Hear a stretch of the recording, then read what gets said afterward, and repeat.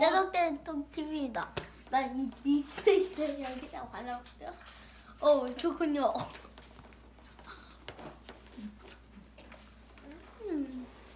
접시꽃. 최고 맛있네 이거. 지영 엄마 책 안 읽어준다. 안 읽을 나 거야? 이거도. 접시꽃 엄마. 아빠 다시 찍어요.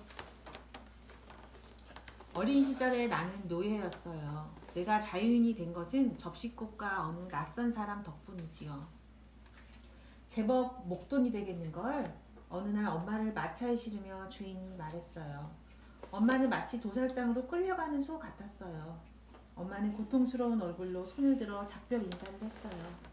나는 손을 흔들지도 못하고 그저 슬픈 눈으로 엄마를 바라보았어요. 엄마가 얼마나 보고 싶던지요. 실비아 할머니는 엄마가 접시꽃을 심었다고 말해주었어요.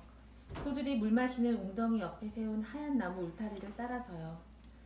프리실라야, 내 엄마는 이렇게 접시꽃 인형도 만들었단다. 실비아 할머니는 햇볕에 그을린 쭈글쭈글한 손으로 예쁜 분홍꽃을 땄어요. 그리고 이리저리 손을 움직여 인형을 만들더니 웅덩이에 띄었어요. 물 위에 떠있는 꽃 인형을 보자 엄마가 나를 보고 웃는 것 같았어요. 6년 동안 다른 아이들처럼 놀며 지냈어요. 웅덩이가 내 집이었고 소들이 가족이었어요. 나는 접시꽃으로 예쁜 인형을 만들 수 있게 되었어요. 그러던 어느 날 주인이 이제부터는 일을 하라고 했어요. 노예로 태어났으니까 밥값을 해야 한다는 거예요. 입을 꼭 다물고 일만 열심히 하렴. 실비아 할머니가 내 손에 걸레를 쥐어주며 말했어요. 나는 주인집에서 일했어요. 잔뜩 겁에 질려 주인이 하란 대로만 했어요. 나는 벽처럼 눈에 띄지 않고 조용히 있어야 했어요. 누구도 내게 신경 쓰지 않도록요. 주인이 냅다 소리를 질러도 당황하지 말라고 배웠지만 몸이 부르르 떨렸어요.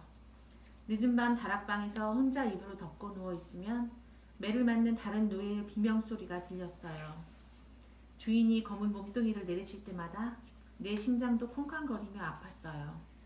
일요일이면 나는 접시꽃을 보러 갔어요. 내가 만든 꽃 인형들이 흔들흔들 웅덩이에 떠다니는 모습을 바라보았어요. 그러다 보면 나도 모르게 슬며시 웃음이 나왔지요. 하루는 아침 식사를 내갔는데 주인이 갑자기 뺨을 때렸어요.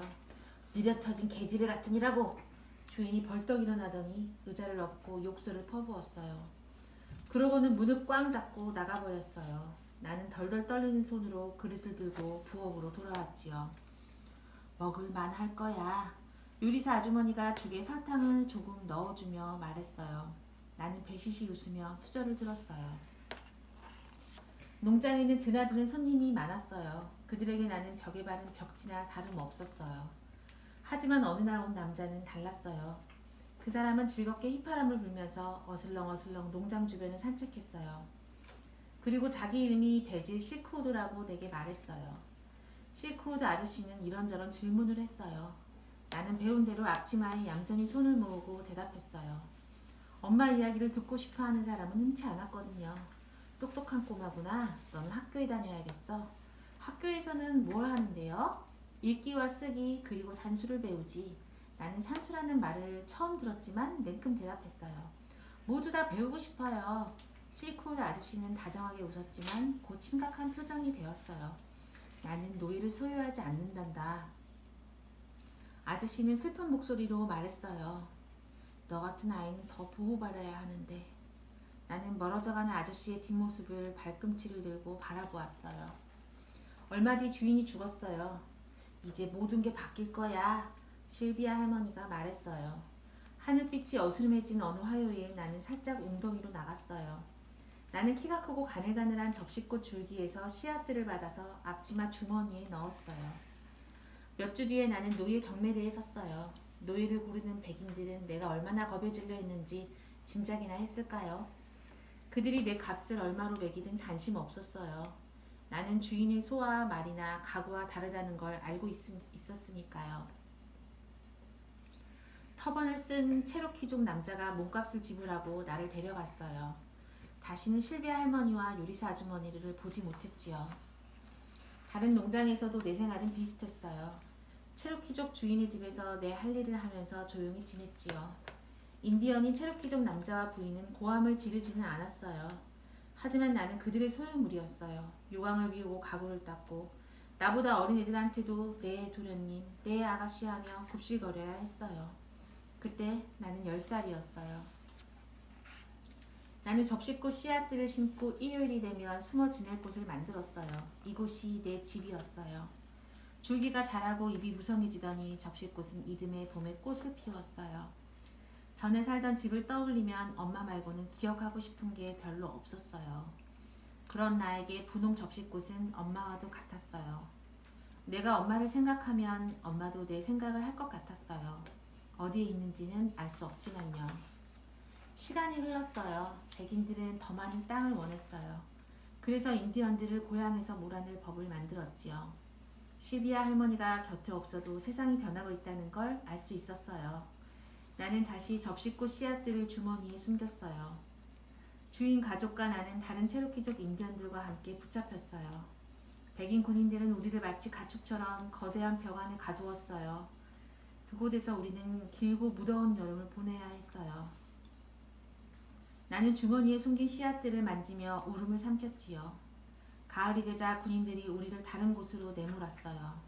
말과 마차 그리고 슬픈 사람들의 행렬이 끝없이 이어졌어요. 우리는 어디로 가는지도 모르고 끌려갔어요. 우리는 걷고 또 걸었어요. 눈이 내리고 길이 얼어붙었어요. 군인들이 총칼로 우리를 몰아댔어요. 산을 오르고 강을 건너면서 힘겹게 길을 갔어요. 어느 때에는 한 발짝도 떼기 힘들었어요. 그렇게 몇 달 걸으면서 여러 주를 지났어요. 주인 부부의 맏아들이 열병으로 죽어 길가의 차가운 땅에 얕게 묻혔어요. 주인 마님은 아들을 잃은 슬픔에 넋이 나간 얼굴이었어요. 죽은 아들을 데려가고 싶어 했지만 그대로 돌아설 수밖에요. 12월의 어느 추운 날 우리는 한 마을을 지나고 있었어요. 따가운 바람을 맞으면서도 나는 상점과 집 그리고 우리를 구경하는 마을 사람들을 바라보았어요. 그러다가 눈이 휘둥그레졌어요. 어느 여관 문 앞에 내가 아는 사람이 서 있는 거예요. 나는 머뭇거리다가 용기를 내어 말을 걸었어요. 실크우드 아저씨죠? 나를 알아본 아저씨가 이게 어떻게 된 일이냐고 물었어요. 아저씨는 얼어붙은 내 입에서 나오는 이야기를 들어주었어요. 지금 가는 곳에는 제가 다닐 수 있는 학교가 있을까요? 배울 수 있다는 희망이 있다면 힘든 길을 걸으면서도 힘이 될 것 같았어요. 아저씨는 마음이 착잡한 것 같았어요. 내게 축복이 있기를. 아저씨가 마침내 입을 열었지만 슬픈 표정이었어요. 헤어지고 싶지 않았지만 주인이 데리러 오는 게 싫었어요. 그래서 난 아저씨를 두고 돌아섰어요. 실코드 아저씨의 친절한 눈빛을 떠올리면 마음이 조금 따뜻해졌어요. 그날 밤 얼어붙은 땅에서 야영을 하려는데 마차 한 대가 다가왔어요. 체르키족 주인이 얼굴을 찌푸리고 실코드 아저씨를 노려보았어요. 두 사람은 나를 힐끔거리며 목소리를 낮추고 이야기했어요. 실코드 아저씨가 주인에게 금화가 담긴 주머니를 건넸어요. 나를 풀어주는 대가였지요. 프리실라야, 가자. 그 밤에 실코드 아저씨가 왜 왔는지 알지 못했지만 나는 뒤를 돌아보지 않았어요. 실코드 아저씨는 내게 자유를 주었어요. 아저씨는 나를 자기 집으로 데려갔어요. 노예가 아니라 딸로 받아주는 집으로요. 15명의 형제자매가 있는 곳이었어요. 내게 새로운 가족이 생긴 거예요. 아직도 엄마를 생각하면 마음이 아프지만 엄마는 내가 행복하길 바랄 거예요. 나는 또 한 번 주머니에서 접시꽃 씨앗들을 꺼내 뿌렸답니다.